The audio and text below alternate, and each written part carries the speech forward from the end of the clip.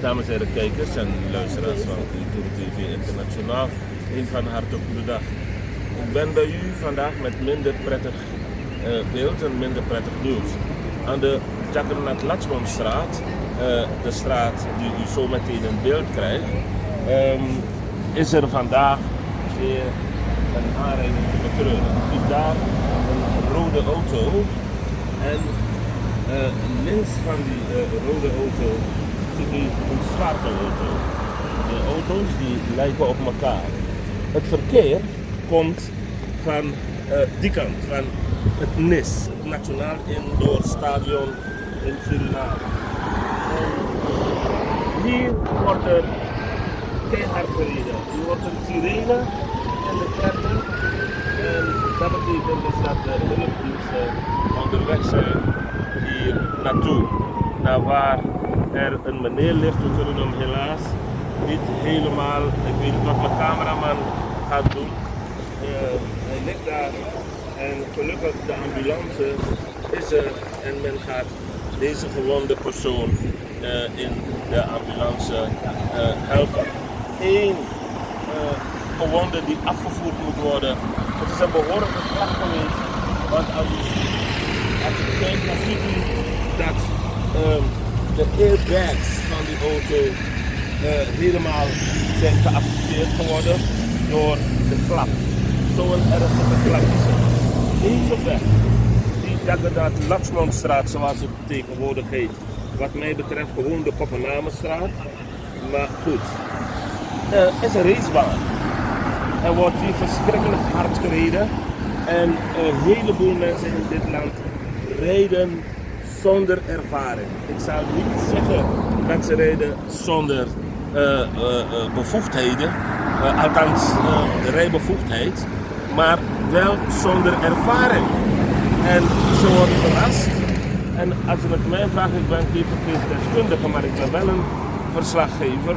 En ik kan wel redeneren op grond van wat ik zie, wat er ongeveer zou kunnen zijn gebeurd. Ik hou die redenering voor mezelf eventjes. Ik ga u daar niet mee vervelen. Maar de mensen, kijk, deze auto is in de flank geraakt. Je ziet het aan het voertuig wat er van over is gebleven. Maar ook het andere voertuig is het niet zonder kleerscheuren van afgekomen.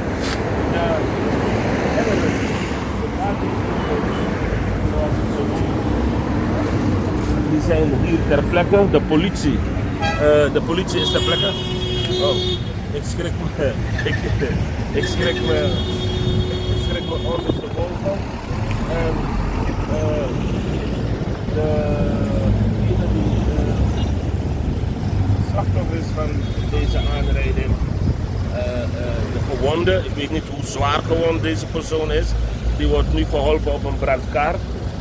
Laat mij de mensen,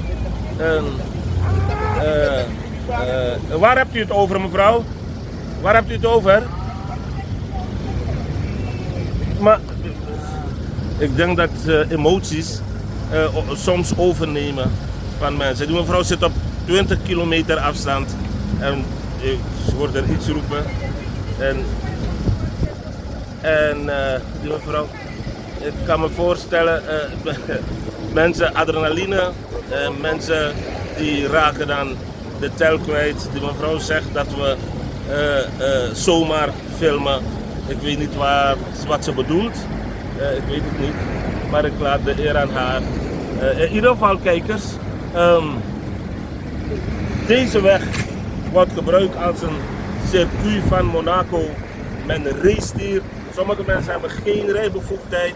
Sommige mensen hebben rijbewijzen die niet eens eigenlijk terecht zijn. Maar ze komen wel op de openbare weg. En ze komen wel autorijden. Ze komen wel hier in dit land natuurlijk doen alsof het een soort van bakovenwinkel is. Een soort van bananenrepubliek met racende snelle auto's. Met alle consequenties van dien. We hopen dat het slachtoffer het goed maakt. En we hopen van harte dat het een les is voor een heleboel mensen dat je rekening moet houden in het verkeer. Altijd alert moet zijn, altijd scherp moet zijn en altijd met je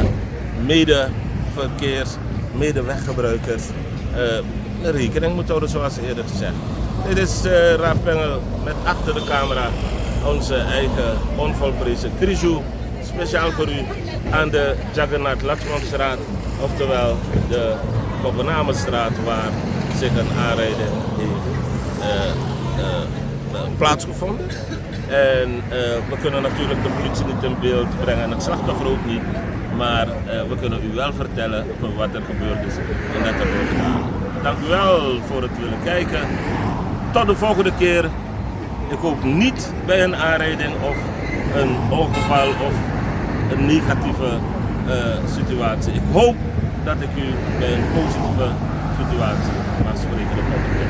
Voor nu zeg ik dag en tot later.